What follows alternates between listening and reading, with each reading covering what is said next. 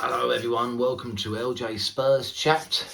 I thought I'd leave it a few days because I was still getting over the, let's call it pathetic performance against Rangers in the Europa League. Oh, it's a bit chilly down south today. Anyway, fast forward a few days and typical Tottenham produce a 5-star performance. To be fair, after their poor performance against Rangers, this was probably the best possible fixture that Spurs could have hoped for. Out of the blocks so fast, 5-0 by half time, dominated Southampton. I had heard before the game that Southampton weren't as bad as what their position in the table suggested. So I was actually, I'm going to be honest with you, I was expecting a defeat. But take nothing away from Tottenham, Southampton were rubbish, but they were really poor. I mean, that's dear oh dear. There's always another team worse off than you Spurs fans, and I think we see that the other day. Positives, Spence, who many of us have been calling for to start, was absolutely magnificent. Looked a bit injured at the end. Hopefully it's just muscle fatigue, but absolutely fantastic. He was out there and he was there to prove a point, weren't he? Right from the off, set up the goal. I was watching him very closely. Effort, pure effort, determination. Even when the ball was lost in transition, especially in the second half, he was running back, sprinting back. Definitely had a point to prove. I felt sorry for him actually when Udogie got injured and Porro come on at right back and he had to go to his left back. He just don't seem to get the run that he wants, does he? You know, in his preferred right back or right wing back position. So directed in going forward, always trying to make something happen. Massive positive for Spurs. Yeah, he's got to play against Manchester United. Because when Porro came on, I don't want to put any negatives into that performance, but he was poor. But I still say it's because he's been run absolutely ragged. Archie Gray, he must have loved this game. He must have been a bit nervous first Premier League start in the central of defence. But he's thinking, I wish it could all be this easy. I am a bit worried about him. In the United, especially Liverpool games, because I don't want to see us lose, letting a load of goals and they all slate Gray, because it's not his preferred position. But from what he had to do, which wasn't very much against Southampton, I thought he was brilliant as usual. Just before the substitution was made, I said to my mate, I said, we was talking through the old chat now, I said, I hope that he puts Dorrington on, Maddison off, and then pushes Gray into the central midfield areas. I think that was this the biggest opportunity that we've had to put Gray in that position.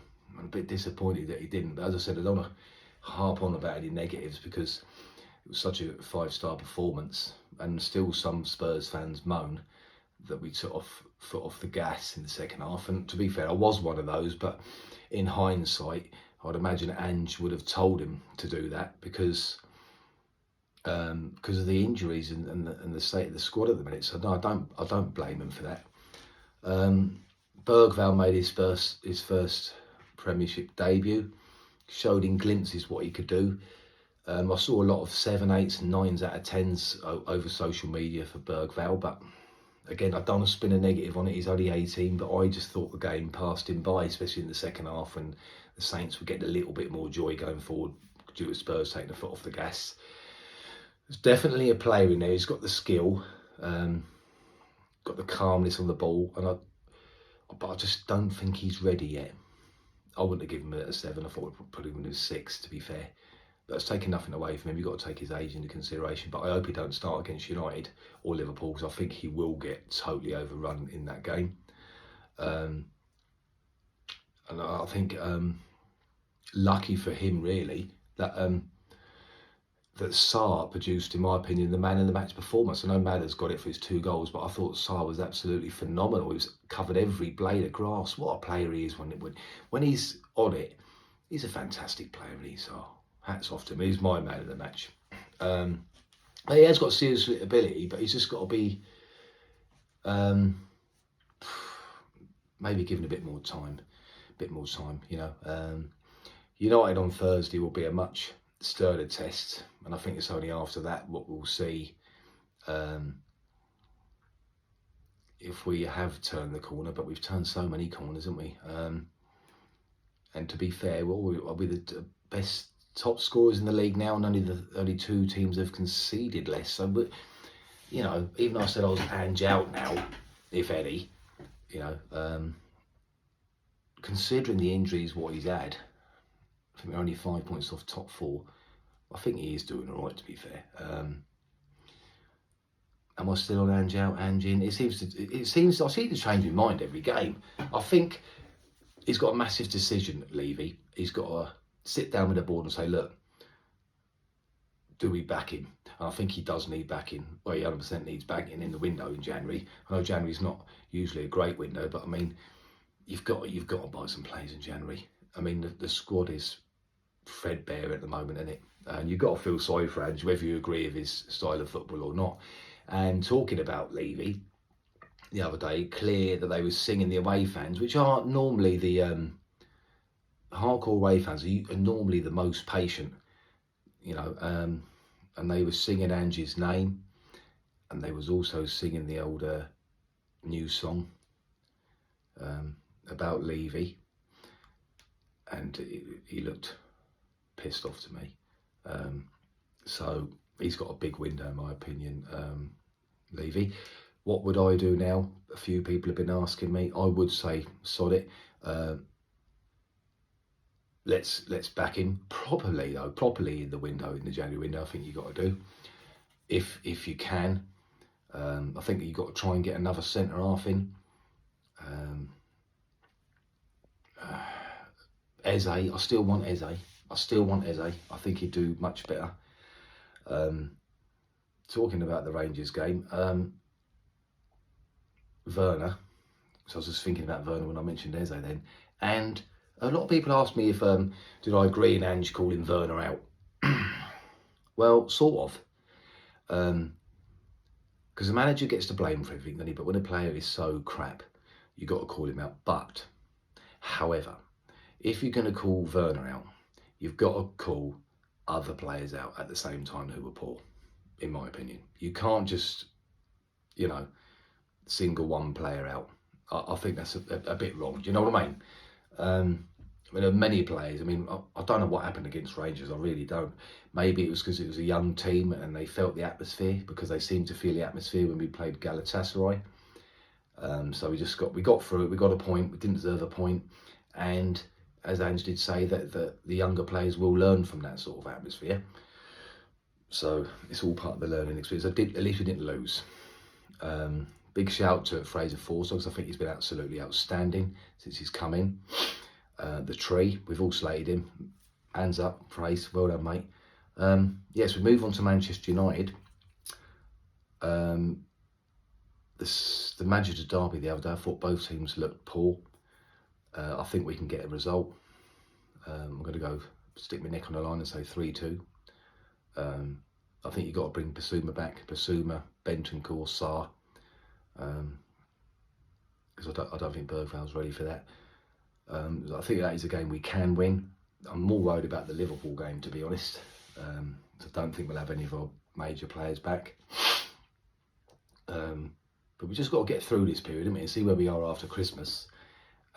If Levy doesn't back Ange in the January window, then the Levy out things will get a lot louder, a lot worse, won't they?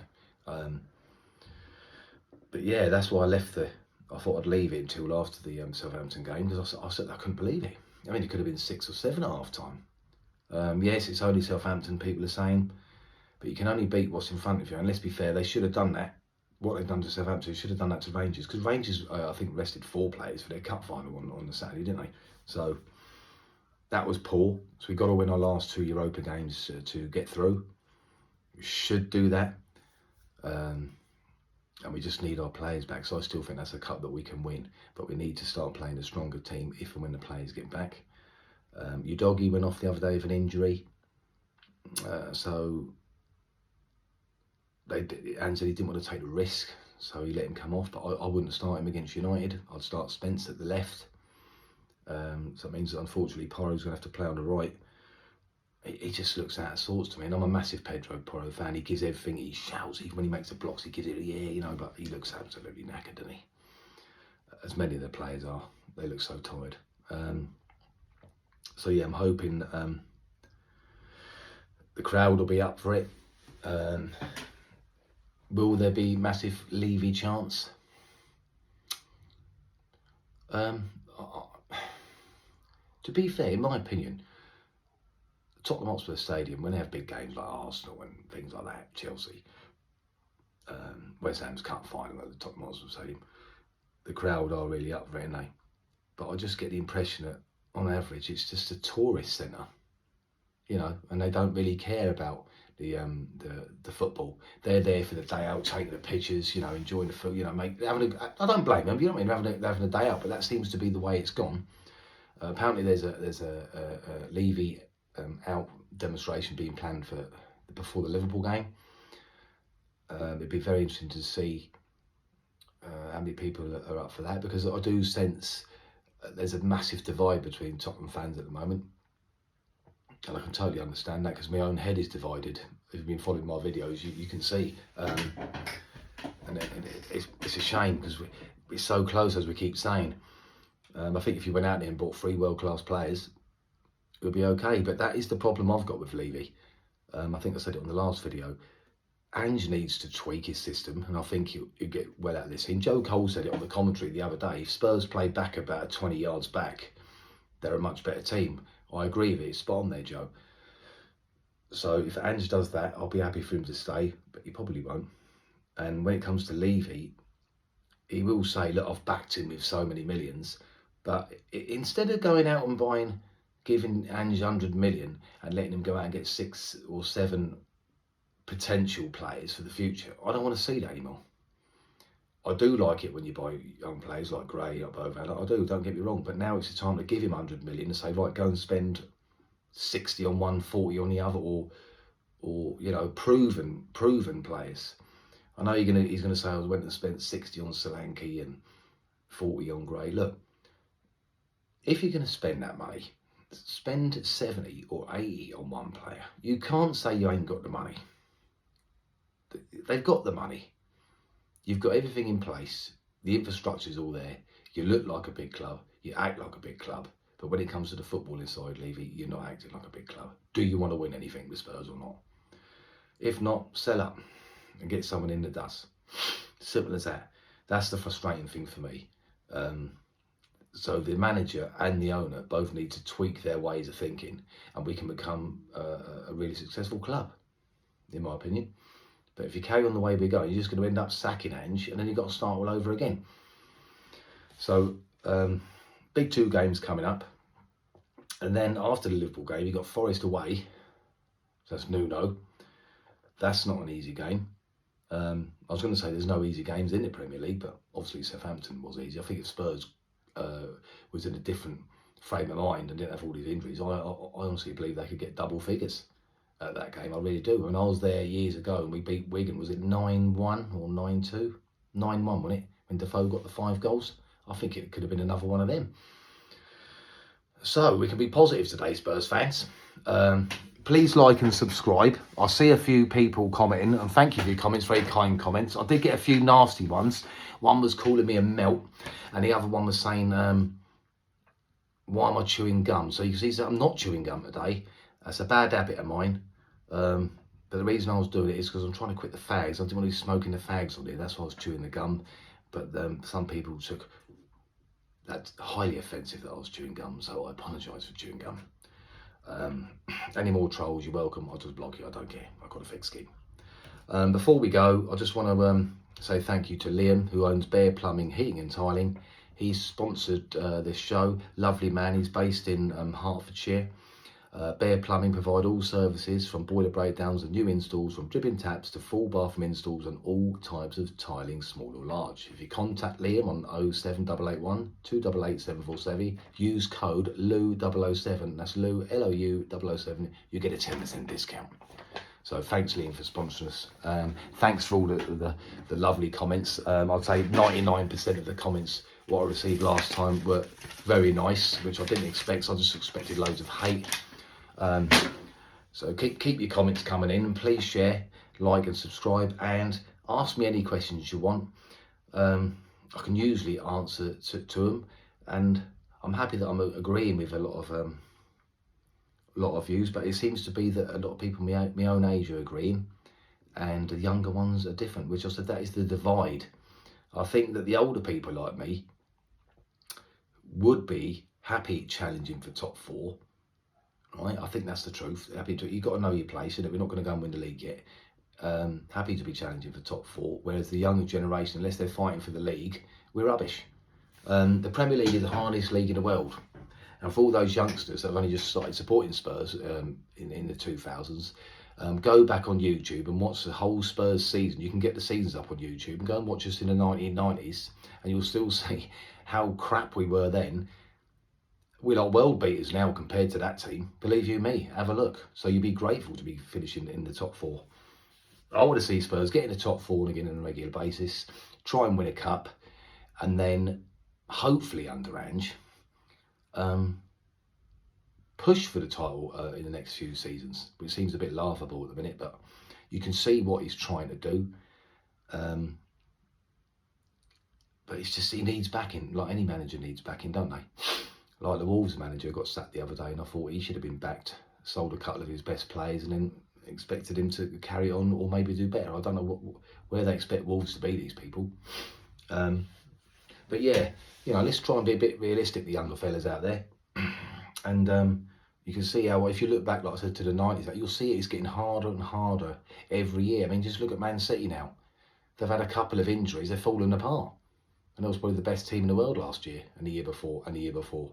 We had 10 first-team players out the other day, and we're still only like 5 points off Champions League. It's absolutely mental this season. That was the frustrating thing for me on the last video. It's because this is a season we've probably all been waiting for, when everyone's beating each other, and where we need to kick on and be up there, because there's no teams that are miles better than us, despite our injuries. This was a season where we could have had a title challenge. But yeah, we'll see how it goes. I will speak to you again either after the Manchester United game or the Liverpool game. Please take care, everyone. Thanks for watching. Go on, you Spurs.